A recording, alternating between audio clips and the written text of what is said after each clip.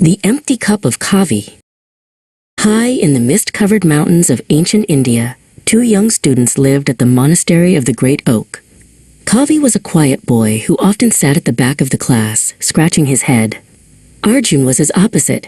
He sat in the front, his robes perfectly pressed, always ready to shout the answer before the teacher had even finished the question. One afternoon, Master Jivan gathered the students under the shade of a banyan tree.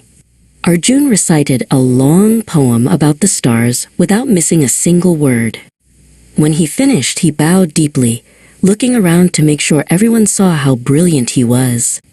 Master Jivan watched him with a calm, unreadable expression, his hands tucked into his saffron-colored sleeves. Later, Kavi approached the master while the old man was watering the marigolds. "Master Jivan," Kavi whispered, "I am afraid I am very foolish.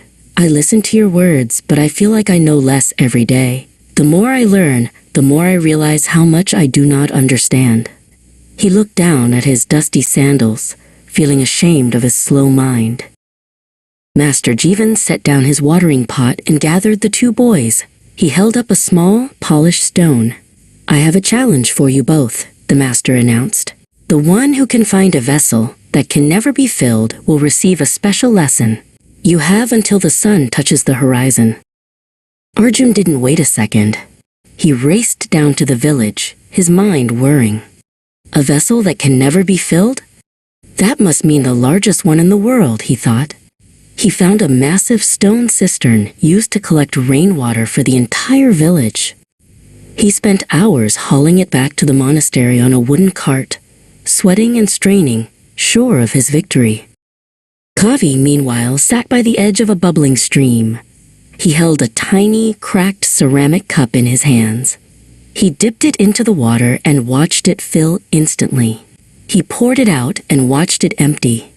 "I am too simple for this riddle," he sighed to the birds. "I do not know where to look. I am just a fool wandering in the woods." As the sun began to set, Arjun arrived at the monastery gates, dragging his giant stone cistern. He stood tall and wiped the sweat from his brow.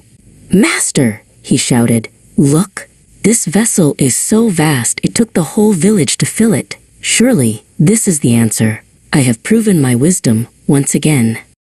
Master Jivan walked to the cistern and peered inside. He took a small ladle of water and poured it in.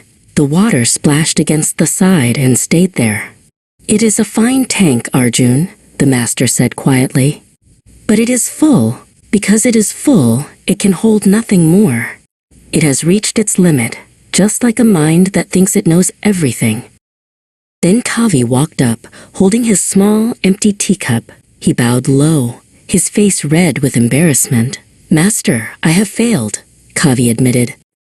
"I looked everywhere, but every cup and bowl one found could be filled.